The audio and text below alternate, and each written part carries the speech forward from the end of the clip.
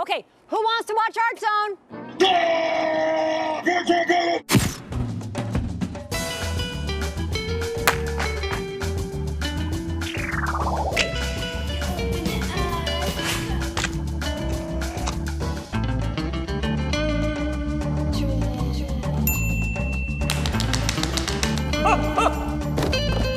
Hello, hello. Hit it, hit it.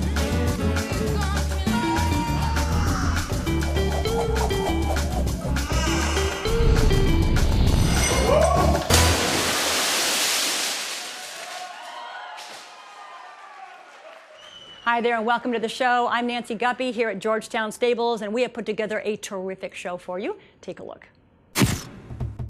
80s pop stars. Science meets dance. It's really fun to do these experimental collaborations. To learn more about donning the life jacket. Bremerton's art scene. Within an hour of our visit, we're like, oh, this is a whole new weird place for us. Romeo and Juliet in 2019. And new music from Your Heart Breaks. I was 17, a student at the experimental college, late nights in the lab, A-B roll edits, living off luck. We'll begin with Joey Veltkamp and Ben Gannon, artists, partners, and key players in the blossoming art scene of Bremerton.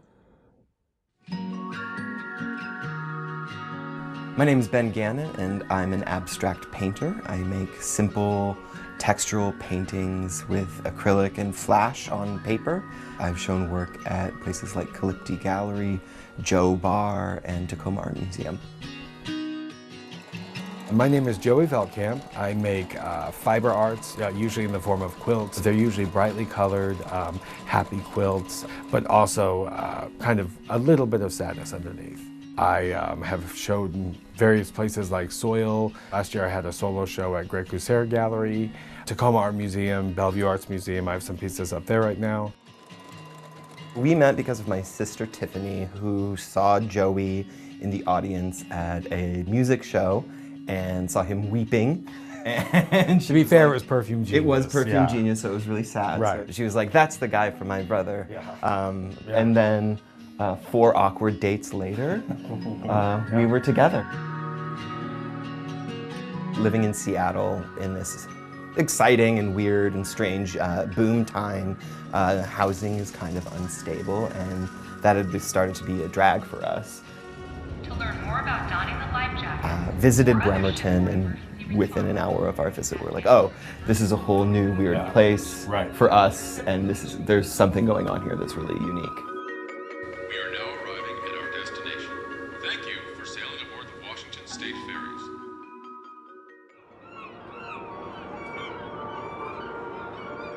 I don't think that either of us, maybe when we were in Seattle, neither of us had an idea to like, let's start a gallery. But when we moved out to Bremerton, we were really curious already about what was going on in the dynamic art scene. We just thought, like, wouldn't it be fun if we turned these 2 front spaces into, you know, like a Howard House or a Vignettes or any of these home galleries that already existed in Seattle.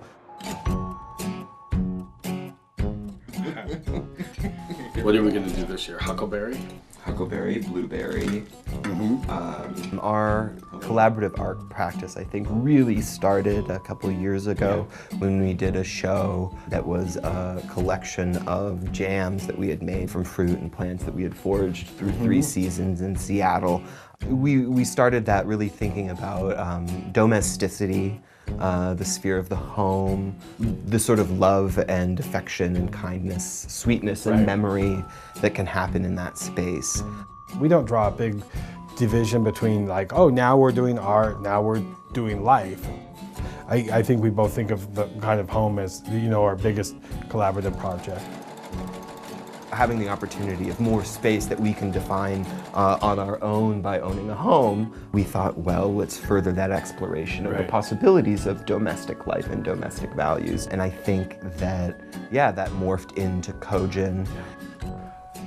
A cogean art opening is kind of all over the map. There's not one specific through thread. The first one started out very sweet, very gentle. Some have been nothing on the walls, others have had barely any space on the walls.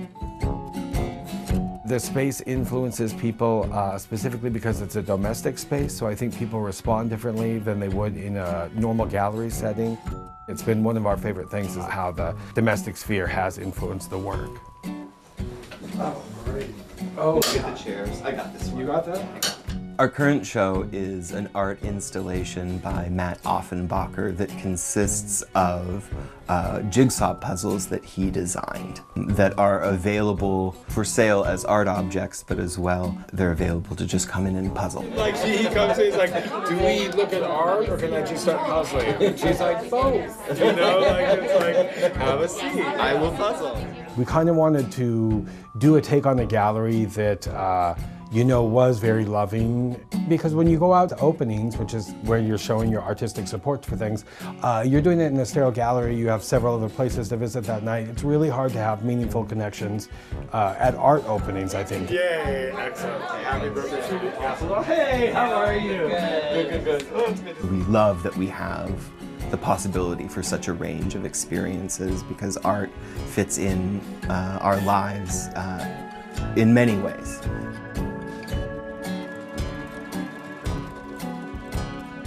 Welcome to the Cogean Gallery. Learn more about Joey, Ben, and Cogean on their website.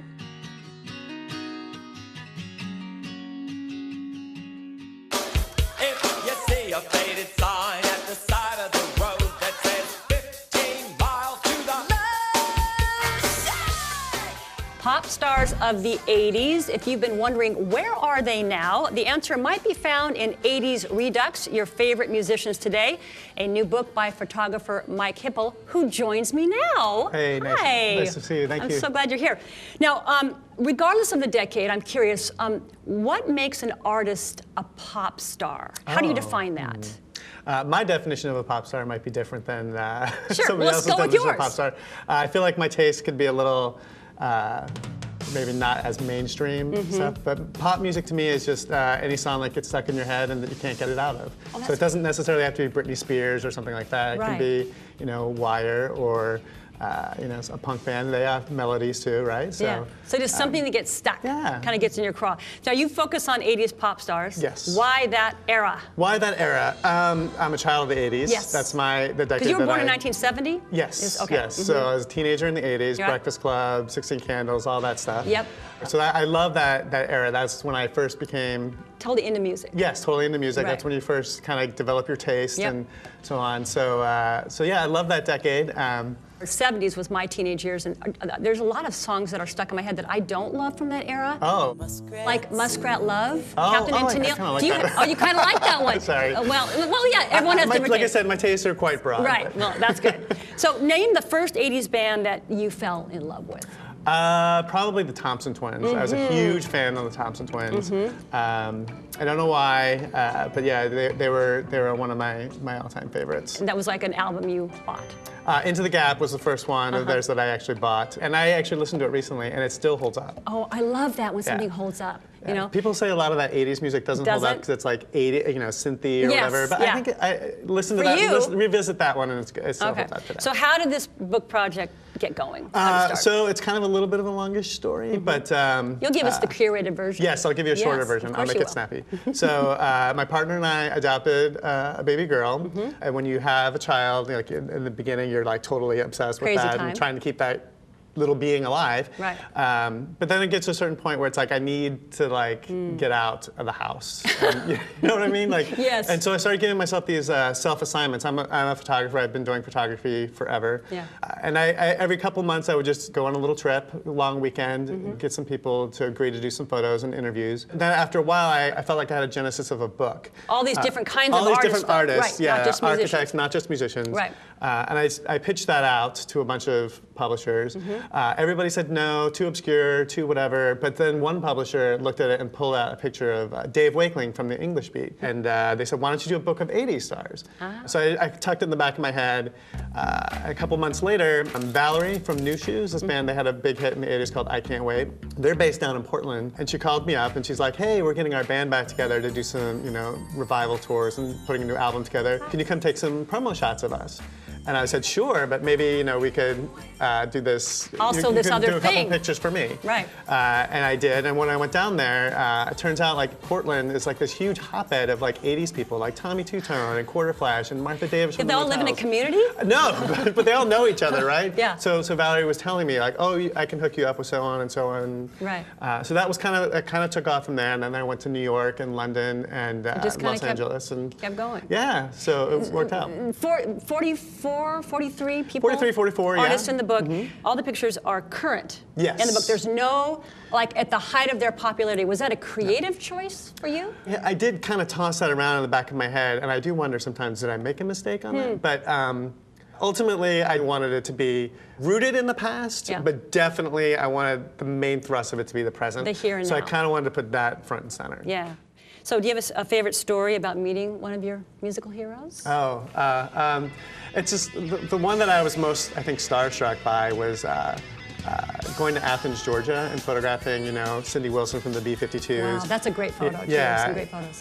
Vanessa from a band called Pylon, which are way less known, but REM covered some of their songs. And then Vic from the Method Actors, who's also well known. But like these 80s people, they all kind of know each other. They're all seen each other here and there. Yeah. So they have that community. But then in Athens, it's just this weird, special vibe that it's hard to describe. A lot of great music came out of there. Yeah. Big time. Are there any artists that you really, really wanted to get and you just couldn't get them? Well, Thompson Twins. I definitely wanted to get one of the Thompson Twins. Right. What's his name? Tom Bailey. Tom Bailey. And Tom Bailey's scheduling didn't really work out as well. And then the other whale that I wanted to get was Andy Partridge from XTC. And what happened there? You just. Yeah. I've heard he's just kind of paints in his house and just, Has a life. Has a life. That doesn't really want to go back necessarily I guess so. to that. I'm not really sure, but I really would have loved to get him from the book, but sadly it didn't happen. So what was your goal? I mean, what were you hoping to learn from the book or share with the world with this piece? Well, I kind of just wanted to say that these people had these amazing highs in the 80s. Yep. These people are still relevant, they're still creating, they're still viable, they're still doing great things, whether it's they're still putting out music or they're living a quieter life. That's kind of the point that I was trying to make. Yeah. Well, which decade are you going to take on next? I'm working on a 90s book. You really are? Yes. I'm about halfway done with the photos. I still have a lot of writing and stuff to do. And, yeah, cool. So what's the biggest name you got so far? Chris from Nirvana. Chris Novoselic. Yeah, good guy. I got him. And I got a couple other big names coming up in London, but I don't want to jinx it because we'll keep our lips. I never want to say I've got it until I've actually got the photo. Never. Well, this is a terrific book, 80s Redux, Your Favorite Musicians Today. It's available in local bookstores. Yes. Of course, we love local bookstores, and online, including Mike's website, hipphoto.com. Two-piece. Two-piece. Thank you so much. Thank you, Nancy. What do you think of leg warmers in the 80s? I wasn't a fan. No. Bad fashion choice, right? Yes, I didn't win. They're functional, fashionable, and just plain fun.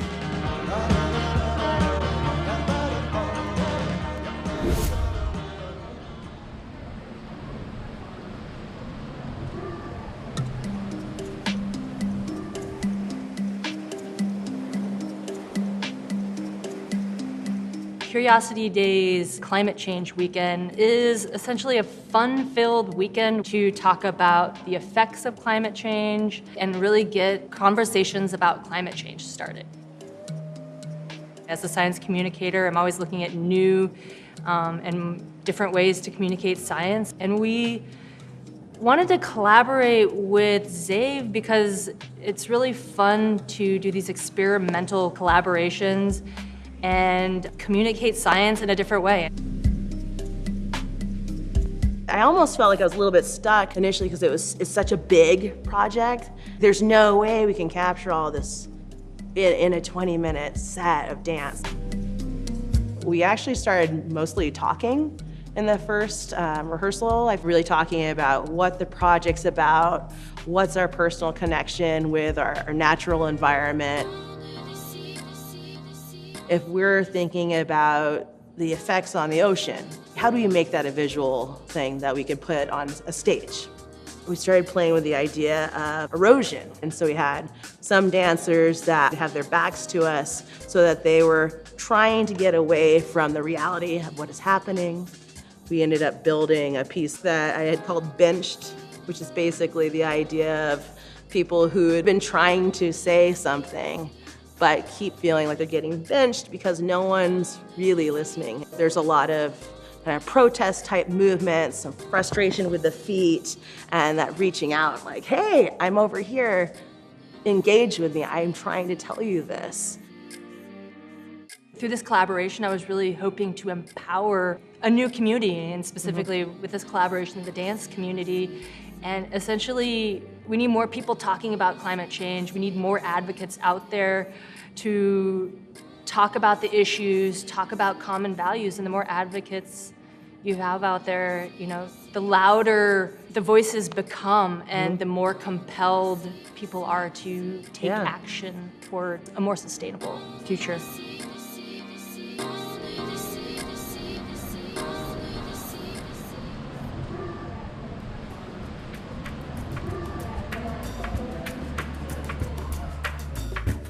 More about Third Shift Dance, including information about their Saturday, July 13th live performance, is on their website.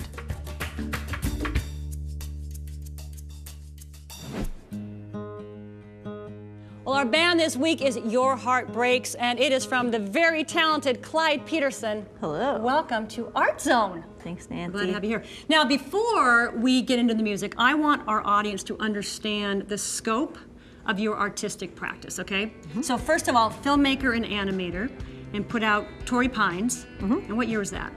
2016. 2016? Yeah. And it was basically about your life. Yeah, right? it was an autobiographical stop-motion animated film. Yep, absolutely fantastic. Also, you've got a series online, and it's called Boating with Clyde. And where do you shoot that? I shoot that in the Lake Washington Arboretum. Okay. It's kind of like Art Zone, but in a tiny boat. And it's a lot more chaotic. Yeah, I have to be on your show sometime. I would love that. Okay, I'll come on. And then there is also your visual art practice, and you have an incredible solo show at Bellevue Arts Museum, and it's called Merch and Destroy. Is that a reference to Iggy Pop? It is, Right. indeed, to search and destroy. Yeah. And what is in that show? I mean, it's kind of like about a band, basically. Yeah, it's about being a touring artist on the road. There's a larger than life-size Ford Econoline van built entirely out of cardboard. Yeah. And a ton of gear falling out of it, and a green room that is very offensive to some people. Because green rooms can be. As they are often, Right. yeah.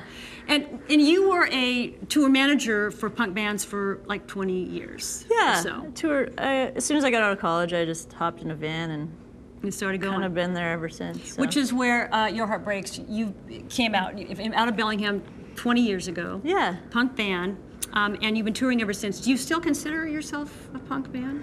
You know, I think from like the DIY ethos, we are a punk band. We don't quite sound punk. We're entering a folk drone era. Well, yeah, because the new record. I mean, you put out 8 records since 1999. Number 9 is coming out. Drone Butch Blues. Yeah. Right. Now it's kind of a concept record, I know, and because there's no drums, right? So tell me a little bit about what's the heart of that. Well, the heart of the record, you know, it's a pun on a book called Stone Butch Blues by Leslie Feinberg about growing up queer in the 50s. And the whole record is about kind of gay and queer scenes before AIDS. And just based on literature and oral histories of people, yeah. And there's a drone in every, there's a drone track Yeah, there's in every a drone song. track in every song. It might be like a gong or some strings, like Laurie Goldstein plays a cello a lot on it. Yeah. So that's where the percussion comes, the rhythm Yeah, comes. we have some percussion in that. More like textural percussion than rhythmic. Textural, okay. Yeah. So you're going to play us a couple of songs from the record. I am. And what would you like to play first? I would like to play Late Nights in the Lab for you All guys. right, Late Nights in the Lab. Are you ready to do this? I'm ready to rock this. Are you ready? Yeah. All right, Your Heart Breaks.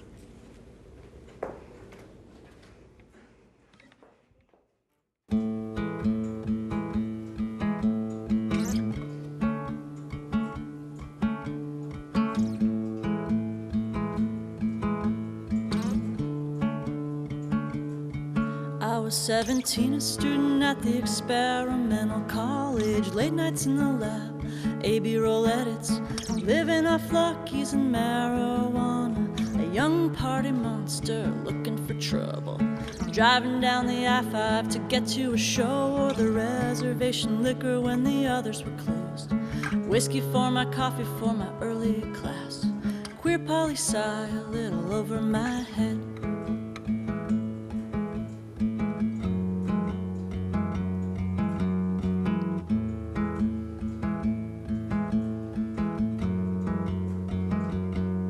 I remember you, a teacher at the experimental college, a tough queer femme with a political edge, hell-bent on the ideals of social justice, teaching ecofeminist documentary production. Must have been lonely in that small town. You must have wanted so badly just to get the hell out. A single gay bar with a single drag queen, surrounded by your students with fake IDs.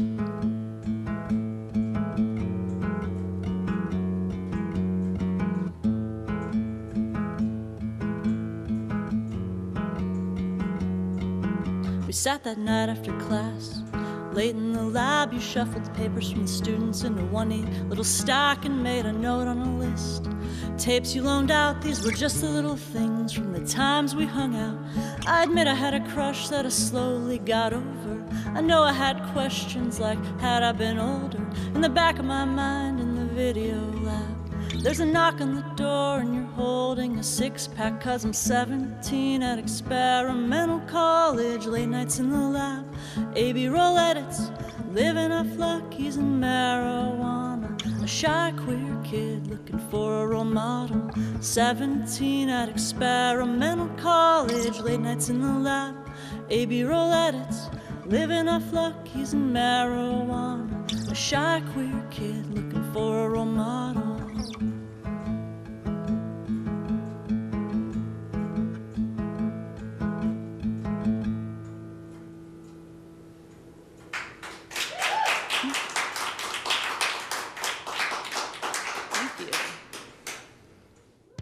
Pick up Drone Butch Blues in your favorite record store or from SofaBurnRecords.com. And celebrate Your Heart Breaks record release party with special guest and headliner Kimya Dawson on Sunday, April 21st at the Triple Door.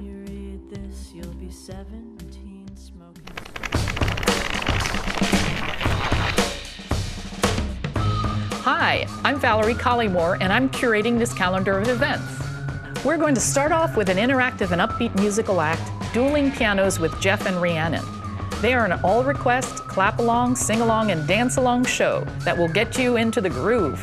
Filled with their unique style of rock and roll, this is not just a show, but a full-on dance party. See them on March 29th at the Parlor Live Comedy Club. Let's head over to the Patricia Rovzar Gallery for David French's show, Arena. This is a departure for David, from sculpture to a focus more on painting. The colors and textures French uses feel energized and interactive, and he says are fueled by intuition, both conscious and unconscious. See Arena now through March 31st. The color continues with Shen Yun. Experience 5,000 years of Chinese culture through music and dance as the performers weave a story through ancient legends and modern heroic tales. The company features the world's foremost classically trained dancers and an orchestra that blends East and West. Performances April 2nd through the 7th at McCaw Hall. And I'm thrilled to tell you about my show at Fountainhead Gallery. This show is about my love for French Impressionism. As a young child, I began painting while living on the French Riviera, where my mother often gave tours to traveling artists of the places the Impressionists painted. After a wonderful career in medicine, I decided to switch gears completely and pursue a full-time career in art, teaching, painting, and exhibiting my work. In September, you can join me in Provence, France, at this chateau, where I will be teaching a workshop. And you can see my show April 4th through 29th. And don't forget the opening reception on Saturday, April 6th, 5 to 7. See you there. Thanks, Valerie. And I'm going to add one item to the calendar. Romeo and Juliet by Mr. William Shakespeare recently opened at ACT Theater, and when I heard that this well-known play was being done yet again, I wondered how ACT was going to make the production unique, compelling, and relevant in 2019. Well, turns out director John Langs was way ahead of me. So we at ACT Theater programmed Romeo and Juliet this year because it is a classic story that has a lot of universal truths to impart. It's about an older generation failing a younger one. It's about a generation that not listening to its young people. It's one of the most passionate love stories ever written, and the way that we're doing it is a collision between the deaf culture and the hearing culture, which just amplifies the themes of the story, that love can cross all boundaries.